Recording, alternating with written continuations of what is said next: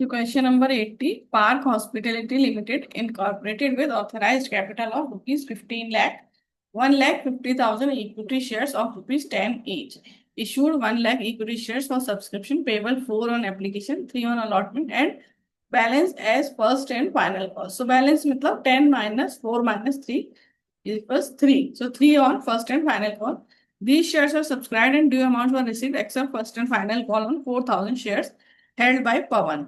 सो पवन ने जिसके पास 4,000 शेयर्स थे उसने फर्स्ट एंड फाइनल कॉल ₹3 पर शेयर से नहीं दिया है and Rakesh holding 2,000 shares paid call on his shares along with allotment money. और इन राकेश ने अपने 2,000 शेयर्स पर कॉल का पैसा एडवांस में दे दिया है।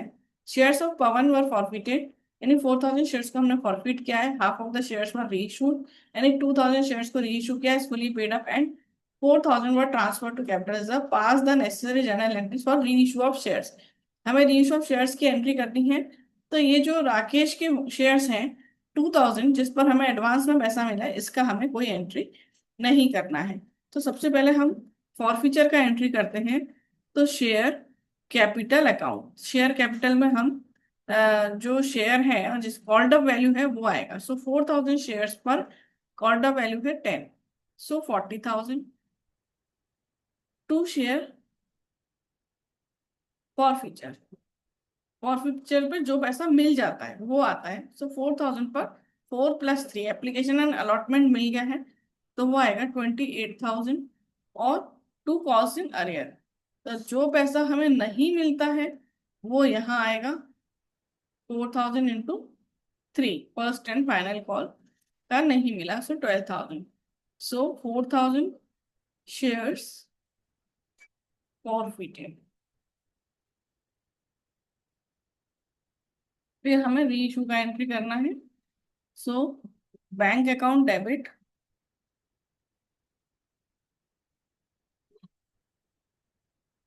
Share forfeiture account debit,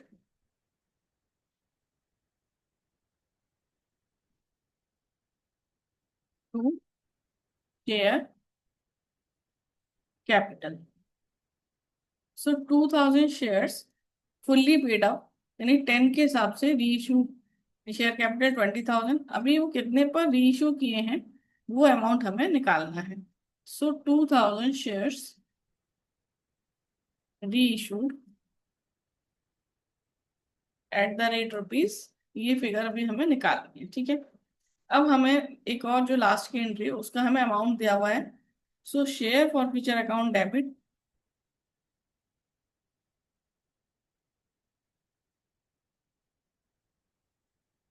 to capital reserve,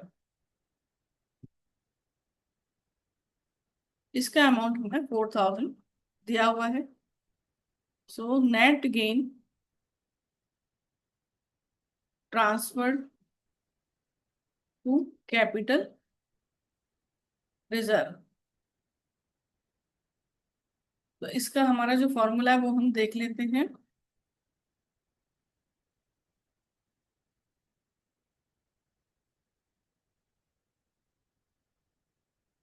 तो amount transferred to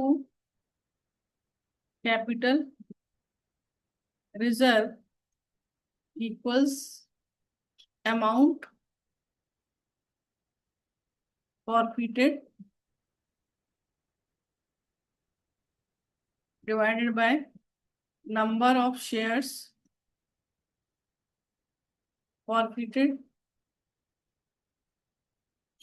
multiplied by number of shares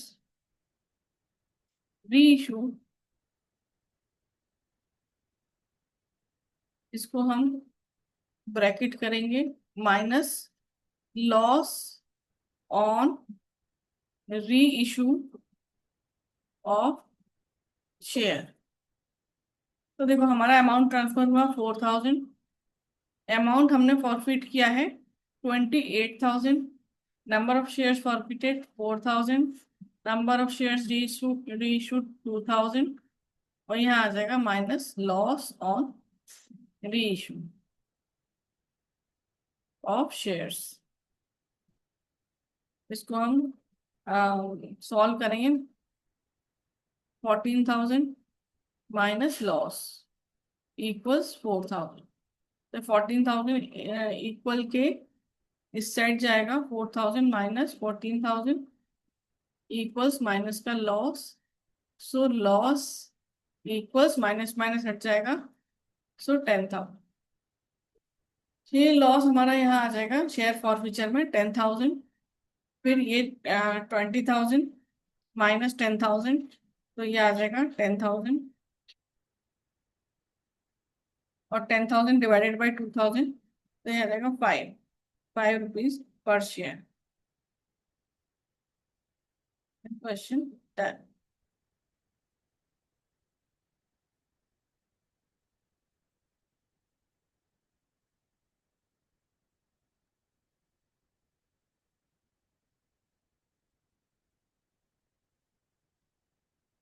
अब हम करेंगे next question. So question number 81, Grofers Limited having authorized capital of 25 lakh rupees issued 2 lakh equity shares of rupees 10 each for subscription payable, 4 on application, 3 on allotment and balance on first and final call. So balance मतलब 3, 4 plus 3 plus 3. The issue was subscribed and due amount were received except first and final call on 4,000 shares held by Rana. So these shares were forfeited later. Half of the shares were reissued as fully paid up and 14,000 shares 14,000 rupees वो transfer to capital reserve. तो ये 4,000 shares हमारे जो forfeit किए गए हैं, पहले इसका एंट्री करेंगे हम। सो share capital account debit 4,000 shares, और पूरा कॉल किया था, या कॉल्ड अप वैल्यू आता है। सो 40,000 टू शेयर फॉरफीचर।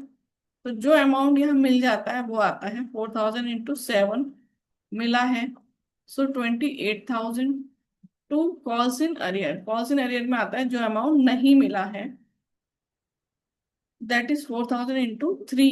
जो फर्स्ट कॉल का पैसा नहीं मिला है 12,000। फिर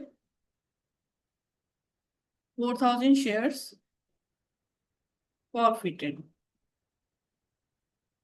इसके बाद री इशू किए हैं। So bank account debit share forfeiture account debit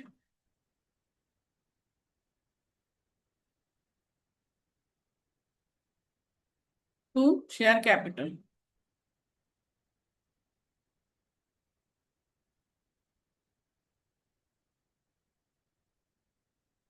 तो 2,000 शेयर्स री इशू किए हैं as a fully paid up, so 20,000। अभी यहाँ बैंक में कितना आएगा ये हम नेक्स्ट उसमें देखेंगे, नेक्स्ट एंट्री के बाद, क्योंकि अभी हमें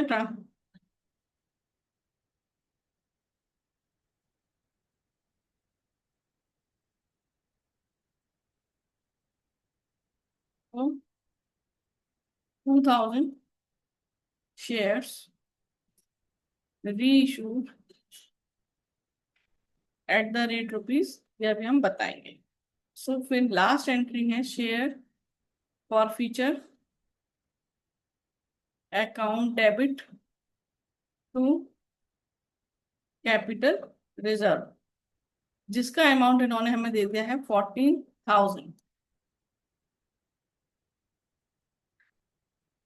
ठीक है, अब net gain transfer to capital reserve. ठीक है, अब हमारा जो फॉर्मूला है वो देख लेंगे। Amount transfer to capital reserve, फिर amount forfeited divided by shares forfeited,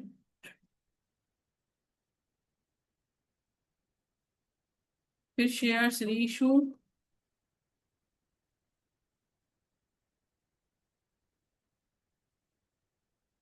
loss at the time of reissue. तो ये देखो हमारा अमाउंट ट्रांसफर्ड यहाँ पे 14,000 आया है, अमाउंट फॉरफिटेड था हमारा 28,000 डिवाइडेड बाय 4,000 मल्टीप्लाइड बाय 2,000। यहाँ पे आ जाएगा लॉस। ठीक है, 14,000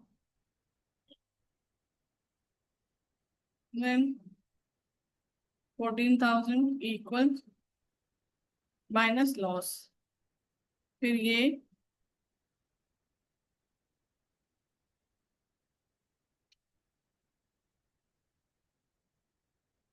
तो ये आ जाएगा माइनस का लॉस, और ये 14,000 इक्वल के इधर चले जाएंगे। सो 14,000 माइनस 14,000,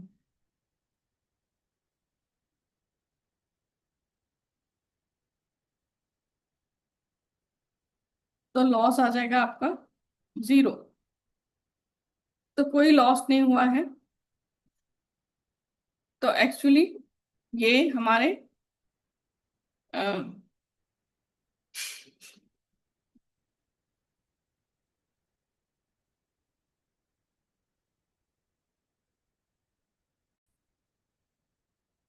तो लॉस का अमाउंट हमारा 0 आया है।